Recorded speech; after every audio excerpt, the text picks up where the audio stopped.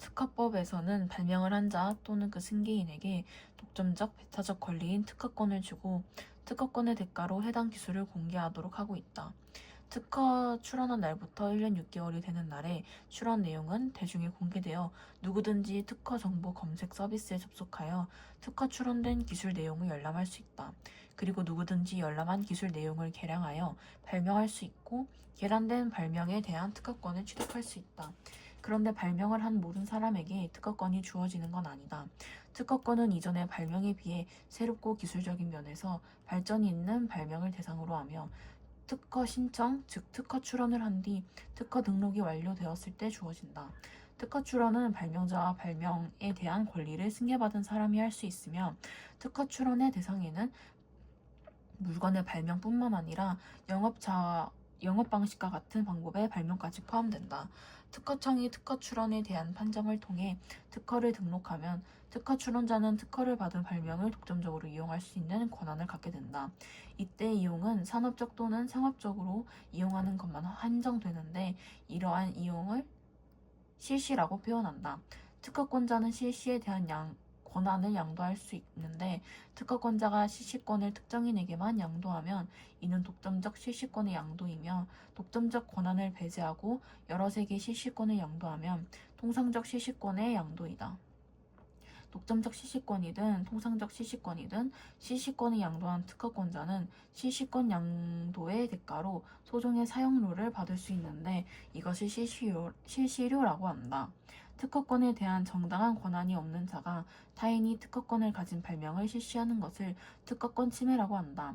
특허권 침해 행위는 민법상 재산권 침해 행위에 해당하는 불법 행위이므로 특허권자는 고의 또는 과실로 인한 위법 행위로 타인에게 손해를 가한 자는 그 손해를 배상할 책임이 있다 라고 규정한 민법 제750조에 근거하여 침해자에 대하여 손해배상을 청구할 수 있다. 이때 타인의 고의나 과실 여부, 손해액 등에 대한 입증 책임은 피해자에게 있다. 그런데 특허권 침해 행위는 침해 사실, 손해액 등을 특허권자가 입증하기 어려운 경우가 많기 때문에 민법을 적용할 경우 특허권자는 자신의 권리를 제대로 보호받기 어렵다. 이에 특허법에는 특허권자의 입증 책임을 경감해 주기 위한 규정들이 있는데 생산 방법의 추정 규정이 대표적이다.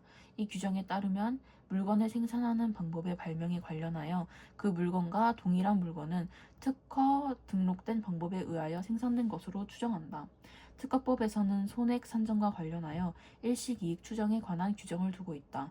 일식이익이란 특허권 침해가 없었다면 얻을 수 있었던 특허권자의 이익액, 즉 특허권자가 실제로 입은 손해액이다. 이때 일식이익을 특허권 침해가 없을 때 특허권자가 더 판매할 수 있었던 물건의 수량의 단위 수량당 이익액을 곱하여 산출하는 것으로 오해하기 쉽다. 그러나 이 규정에서는 일식이익을 특허권자가 실제 생산할 수 있었던 물건의 수량에서 실제 판매한 물건의 수량을 뺀 수량의 단위 수량당 이익액을 곱한 금액으로 한다.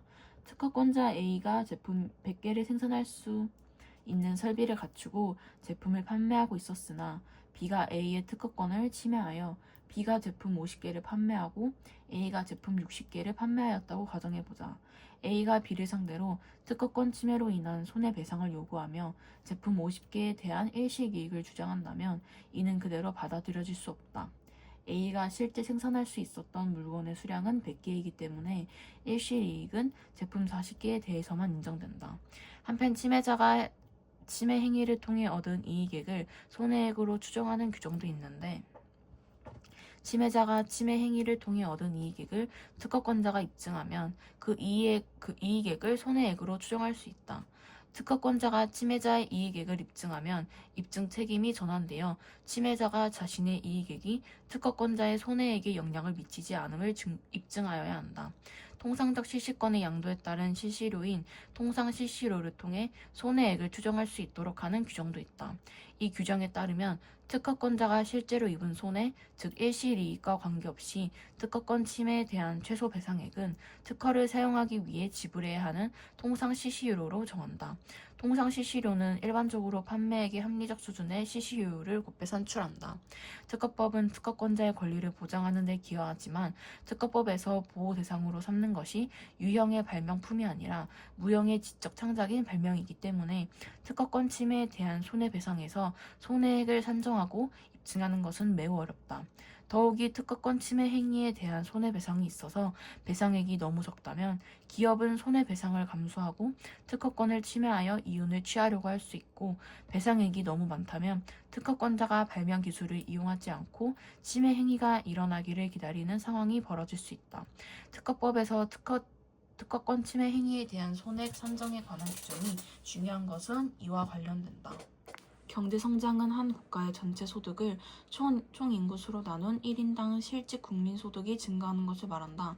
멜서는 인구 증가의 관점에서 경제 성장 모형을 제시하였다. 멜서스 모양에서 경제의 유일한 생산 요소는 노동이고 인구는 노동에 투입할 수 있는 양을 의미한다. 멜서스 모형은 노동 투입량과 실질 국민 소득 간의 관계를 나타내는데 노동을 통한 생산물은 식량뿐이라고 가정한다. 따라서 실질 국민 소득은 곧 그 사회의 식량 생산 수준을 나타낸다. 그림은 멜서스 모형을 설명하는 그림으로 노동 투입량에 따른 실질 국민 소득을 보여주는 총생산 곡선과 특정한 숫자의 사람을 먹여 살리기 위한 최소한의 식량의 양을 나타내는 생존 곡선 간의 관계를 보여주고 있다. 멜서스 모형은 생산 요소의 투입량이 증가함에 따라 한계의 생산량이 줄어드는 현상인 한계의 생산물 체감의 법칙을 따르기 때문에 AP 곡선에서 인구 증가에 따른 생산량 증가는 점점 줄어드는 형태를 보인다. SB 곡선에서 AP 곡선이 위에 있는 경우 인구는 점차 증가하게 된다. 하지만 그림 1에서도 볼 수 있듯이 인구가 어느 수준 이상으로 늘어나면 추가된 인구가 생산한 식량이 늘어난 인구를 먹여 살리기에 충분하지 못하다. 따라서 인구는 감소하게 되고 인구와 실질 국민소득은 두 곡선이 만나는 지점인 2로 수렴하여 경제는 장기적으로 균형의 상태를 이루게 된다. 점 2를 멜서스 균형점이라고 하며 이 지점에 도달하면 더 이상 인구나 생산량의 변화는 일어나지 않게 된다. 이를 정체 상태라고 하며 이 상태에서는 더 이상의 경제 성장을 기대하기 어렵다. 정체 상태에서 사람들은 생존에 필요한 최소한의 식량만을 소비할 수 있게 된다. 경제의 생산 수준이 겨우 최소한의 삶을 영위하게 만드는 정도에 불과하기 때문이다. 멜서스 모양에 따르면 지속적인 경제 성장이 불가능하기 때문에 미래에 대한 희망은 없다. 하지만 멜서스 모형에서 가정한 것과 달리 현대 경제에서는 노동 이외에도 자본, 기술 등의 다른 생산 요소가 매우 중요하게 작용하며 실질 국민 소득은 식량 외에 다양한 생산물을 포함한다. 이러한 상황을 고려하여 솔로는 노동과 더불어 자본이라는 생산 요소를 추가하여 멜서스 모양보다 현실적인 경제 성장 모양을 제시하였다. 솔로 모형에서는 노동 투입량이 일정한 수준에 머물러 있을 때 자본량을 늘리면 더 많은 생산이 가능하다. 솔로 모형의 AP 곡선은 멜서스 모형의 AP 곡선과 동일한 형태이지만 자본량이 늘어나면 동일한 노동 투입량에서의 실질 국민소득은 더 늘어나게 된다. 즉 자본이 1인당 국민소득에 영향을 미친다는 것이다. 솔로 모형에서 자본량은 생산량을 결정하는 주요 요소이며 자본량의 변화는 경제성장으로 이루어질 수 있다.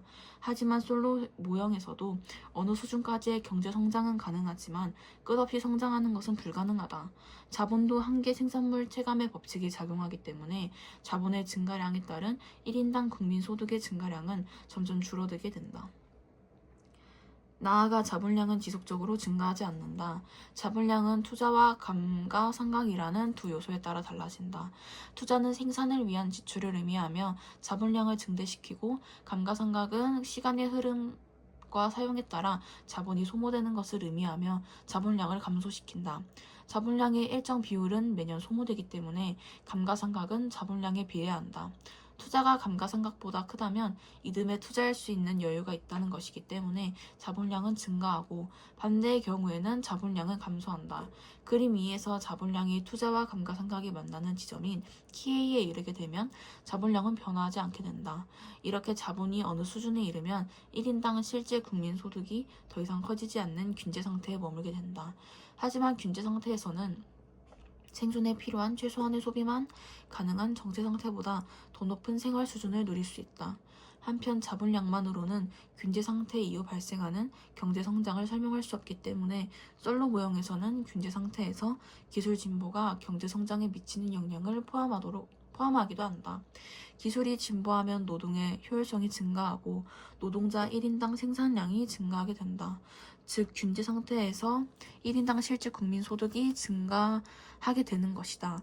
기술 진보가 나타난 이후에는 투자 및 감가상각의 변화가 생기지만 결과적으로는 새로운 지점에서 다시 만나 균제 상태에 이르게 된다. 하지만 이후 지속적인 기술 진보가 나타나면 앞의 과정이 반복되고 이는 경제 성장으로 인해 사람들의 생활 수준이 지속적으로 향상되는 상황을 설명할 수 있는 근거가 된다.